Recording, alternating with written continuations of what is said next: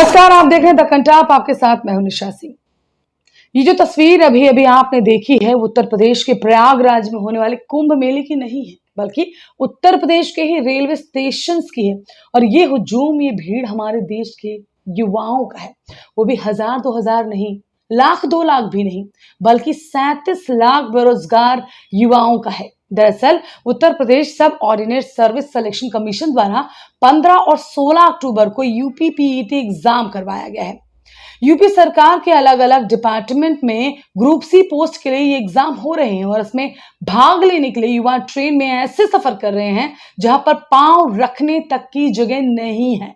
Exam centre तक पहुंचने के लिए सीटें तो छोड़िए, लोग सामान रखने की जगह में भी खुद को सामान की तरह ठूसे हुए हैं। ऐसे में सोचिए, अगर भगदड़ की स्थिति पैदा हो जाए तो क्या आलम होगा, ये समझना मुश्किल नहीं है। दरअसल यूपी पीईटी एग्जाम के लिए इस साल 37 लाख से ज्यादा उम्मीदवारों ने अप्लाई किया है, मगर ज्यादातर उम्मीदवारों को उनके एग्जाम सेंटर इतने दूर लौट हुए हैं कि वहां पहुंचना उनके लिए मुसीबत का सबब बन गया है। आलम यह रहा कि यूपी के रेलवे स्टेशन पर स्टूडेंट्स का हुजूम उमड़ पड़ा और यही हाल ट्रेनों का भी रहा। वहीं सोशल मीडिया प्लेटफॉर्म पर भी कई सारे स्टूडेंट्स ने ट्रेन के अंदर की फोटो और वीडियो भी शेयर किए हैं, जिसको देखकर ही समझा जा सकता है कि हालात कितने बदहाल, कितने बदतर रहे होंगे। और इस स्थिति में स्टूडेंट्स एग्जाम देने के लिए पहुंचे थे, काफी जद्दोजहद करके। कुछ उम्मीदवारों ने तो यह भी बताया कि ट्रेनों के गेट तक नहीं खोले जा रहे थे। वहीं एसी बोगियों की अगर हम हालत की बात करें तो जनरल डिब्बे से भी बदतर थी, जिनमें उम्मीदवारों को ठूस ठूस कर भरा गया था। अब सवाल यह है कि एग्जाम सेंटर अलॉट करने वाले किसी अधिकारी को आखिर ये क्यों नहीं सूझा कि जो स्टूडेंट जहां का है उसे वहीं आसपास का सेंटर अलॉट कर दिया जाए। जो स्टूडेंट गाजीपुर का है उसे प्रयागराज में सेंटर दे दिया जाता है, जो गोरखपुर का है उसे मऊ या फिर आजमगढ़ दे दिया जाता है। सोचिए, इतना मुश्किल है क्या? उसमें भी यही अलॉटमेंट प्रक्रिया होगी जो अभी इनके अधिकारियों द्वारा इस्तेमाल की गई है। तो क्यों चीजों को स्टूडेंट्स के लिए इतना ज्यादा टफ बना दिया गया कि स्टूडेंट एग्जाम पर फोकस करने की बजाय सीटें कैसे पानी है, ट्रेन कैसे पकड़ना है, एग्जाम सेंटर तक कैसे पहुंचना है, और फाइनली अगर एग्जाम सेंटर तक पहुंच गए तो फिर लिखें तो लिखें क्या?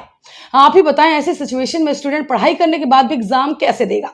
वहीं अब बीजेपी ही योगी सरकार पर हमलावर हो गई। दरअसल बीजेपी सांसद वरुण गांधी ने ट्वीट कर कहा है, यूपी बाढ़ की चपेट में है और 37 लाख से अधिक छात्र पीटी की परीक्षा देने निकले। प्रश्न पत्र हल करने की सबसे बड़ी चुनौती इस वक्त उनके सामने है, लेकिन सबसे बड़ी चुनौती ये नहीं है। चुनौती यह है कि आखिरकार उनको अपने सेंटर तक पहुंचना कैसे है। छात्रों की निरंतर मांग के बाद भी ना परीक्षा टाली गई, ना यातायात के पुख्ता इंतजाम किए गए। शायद हवाई निरीक्षण से जमीनी मुद्दे नहीं दिखाई देते हैं। वाकई स्थिति दयनीय है। युवा बेरोजगार है, रोजगार की तलाश में है, सरकारी नौकरी पाना चाहता है, उसकी परीक्षा को अटेंड करने की जद्दोजहद इतनी बड़ी है कि इस तरह से भेड़ बकरियों की तरह ट्रेन में जाने को मजबूर हो रहा है। ये मजबूरी नहीं तो और क्या है। भारत का युवा अपनी जान तक जोखिम में डालकर इस तरह से सफर करने को मजबूर है। योगी सरकार यूं तो युवाओं को लेकर बड़ी बड़ी बातें करती है, पर इन्हीं युवाओं के लिए जब इंतजाम करने की बारी आती है तो योगी सरकार फिसड्डी साबित हो जाती है। आप इस खबर को लेकर क्या सोचते हैं, कमेंट बॉक्स में जरूर बताएं। नमस्कार।